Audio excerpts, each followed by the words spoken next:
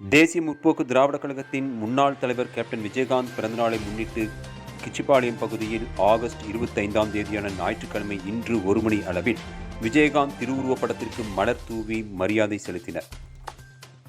தேசிய முற்போக்கு திராவிடர் கழகத்தின் முன்னாள் தலைவரும் முன்னாள் சட்டமன்ற எதிர்க்கட்சி தலைவருமான விஜயகாந்தின் 72வது பிறந்தநாள் விழா தமிழகம் முழுவதும் இன்று தேமுதிக தொண்டர்கள், நிர்வாகிகள் உற்சாகமாக கொண்டாடி வருகின்றனர். அதன் ஒரு பகுதியாக சேலம் மாநகர் மாவட்டம் சார்பில் தேமுதிக முன்னாள் தலைவர் கேப்டன் விஜயகாந்த் பிறந்தநாளை முன்னிட்டு மாநகர் முழுவதும் கட்சி கொடிகளை ஏற்றி பல்வேறு நலத்திட்ட உதவிகள் வழங்கி கொண்டாடி வருகின்றனர்.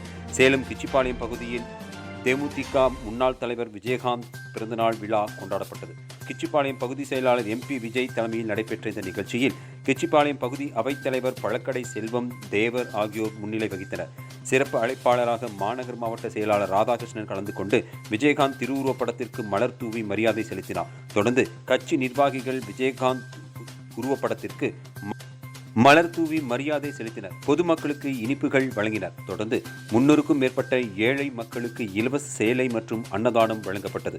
இந்த நிகழ்ச்சியில் மாநகர் மாவட்ட துணை செயலாளர் சுகுமார், சீனிவாசன், பேபி வெங்கடாஜலம், செயற்குழு உறுப்பினர்கள் முரளிதரன், செல்வராஜ், பொதுக்குழு உறுப்பினர்கள் ராஜா, ஆரோக்கியம், நாராயணன், கேப்டன் மன்ற செயலாளர் பன்னீர்செல்வம், இளைஞரணி செயலாளர் திருஞானம், மகளிரணி செயலாளர் பிரபாவதி, கிச்சிபாளையம் வார்டு செயலாளர் விஸ்வநாதன், சையது, சத்தியமூர்த்தி, ஆசை தம்பி உள்ளிட்ட நிர்வாகிகள் மற்றும் பொதுமக்கள், தொண்டர்கள் என ஏராளமானோர் கலந்து கொண்டனர்.